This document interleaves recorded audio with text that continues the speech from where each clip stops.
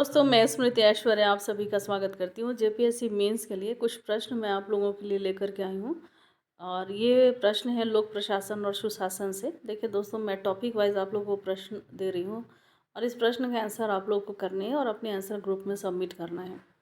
और जैसा कि आज भी बहुत सारे आंसर्स मिले हैं, लेकिन देखिए दोस्तों, 500 स्टूडेंट के ग्रुप हैं जिसमें आप सभी जेपीएससी की तैयारी कर रहे हैं, प्रीलिम्स क्रैक कर लिए और मेंस की तैयारी कर रहे हैं। तो और आंसर बहुत कम स्टूडेंट के आए हैं, तो मैं चाहूँगी कि आप सभी उत्तर करो। और आप लोग अगर यूँ ही ले रहे हैं तो इसका मतलब ये आप जो है वो गंभीर नहीं है इस एग्ज़ाम के प्रति। अगर आप इस एग्ज़ाम के प्रति गंभीर होते ना, तो ये प्रश्न आपको एक खजाना की तरह लगता। और जो इस गंभीरता को समझेगा उस ये उसके मतलब आप उसके आंसर ज़रूर करोगे। इसीलिए मैंने इस क्वेश्चन आंसर के जो सेशन को मैंने प्रतियोगिता की तरह रखा है। प्रत्येक दिन आप लोग को मैं प्राइज़ भी दूंगी, पुरस्कृत करूंगी। तो आप सभी ज़रूर ऐसा राइटिंग कीजिए। टॉपिक वाइज सारे हैं और क्वेश्चन मैंने जो निकाला है, कुछ ऐसे क्वेश्चन हैं जो प्रीवियस ईयर में पूछे गए हैं, कुछ ऐसे क्वेश्चन हैं जो नए क्वेश्चन हैं। चलो हम लोग लेते हैं आज का पहला प्रश्न, जिसके आंसर आप लोग को करके ग्रुप में सबमिट करनी है।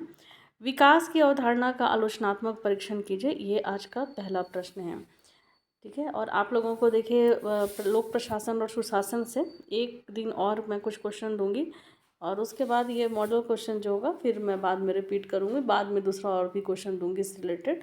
लेकिन कल और लोक प्रशासन के क्वेश्चन आप लोग को मिल जाएंगे और परसों जो होगा उसमें मैं विषय चेंज करूँगी और उसके बाद मैं आप लोगों को राज्य व्यवस्था से क्वेश्चन दूंगी और कुछ मॉडल क्वेश्चन होंगे जो सिलेबस के अकॉर्डिंग होगा। चलिए हम लोग अगले प्रश्न पर आते हैं। नोवल कोरोना वायरस का प्रकोप विश्वव्यापी आपदा बन गया है। यह कहना कहाँ तक सही है कि इस तरह के लगातार वायरल प्रकोप मानव निर्मित आपदाएं हैं? ठीक है, तो एक बार और मैं रीड कर देती हूँ। नोवल कोरोना वायरस का प्रकोप विश्वव्यापी आपदा बन गया है। ये कहना कहाँ तक सही है कि इस तरह के लगातार वायरल प्रकोप मानव निर्मित आपदाएं हैं? आपदा प्रबंधन का जो टॉपिक है दोस्तों, वहाँ से ये प्रश्न, और ये प्रश्न यूपीएससी ने पूछा हुआ है। अगला प्रश्न है कि आपदा केवल दैवीय घटना नहीं है, बल्कि ये मानवीय हस्तक्षेप से भी निर्धारित होती है। टिप्पणी कीजिए, ये भी प्रश्न है, प्रीवियस ईयर में पूछे गए हैं। और कुछ आपदा प्रबंधन किसे कहते हैं और ये मतलब कितने चरणों में ये प्रबंधन होता है, तो उसका भी आंसर राइटिंग आप कर सकते हो। चलिए अगले प्रश्न पर आते हैं। राष्ट्रीय आपदा प्रबंधन प्राधिकरण के विकास पर प्रकाश डालें। इसके कार्यों और उत्तरदायित्वों को भी लेकर के संक्षिप्त में विवरण दें। नेक्स्ट प्रश्न है, नौकरशाही को परिभाषित करें। नौकरशाही के गुण दोष का वर्णन करें। अगला प्रश्न है कि भारत में मानवाधिकार के संवैधानिक प्रावधानों की विवेचना कीजिए और राष्ट्रीय मानवाधिकार विवेचना कीजिए। नेक्स्ट प्रश्न है कि राष्ट्रीय मानवाधिकार आयोग के गठन एवं कार्यों की विवेचना कीजिए। और अगला प्रश्न है कि भारत में सूचना का अधिकार पर टिप्पणी लिखें।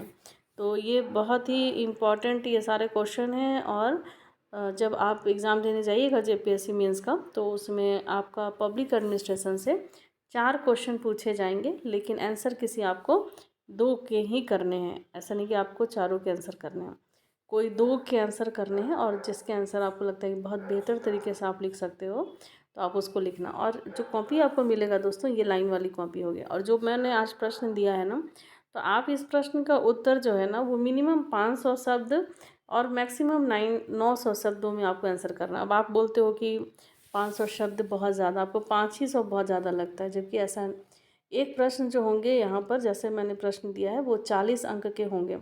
और 40 अंक के प्रश्न के उत्तर लिखने के लिए आपको मैक्सिमम शब्दों की ज़रूरत होगी। तो आप एक चीज़ ऐसा भी कर सकते हैं। देखिए, मैं क्यों ज़्यादा से ज़्यादा वर्ड्स आपको देती हूँ लिखने के लिए। देखिए, बहुत बार ऐसा होता है ना कि हम लोग अगर मान लीजिए कि 100 पढ़ के जाते हैं, ठीक है, तो अगर हम लोग 100 पढ़ के जाते हैं, तो वहाँ पर हम लोग परफॉर्म कितना कर पाते हैं?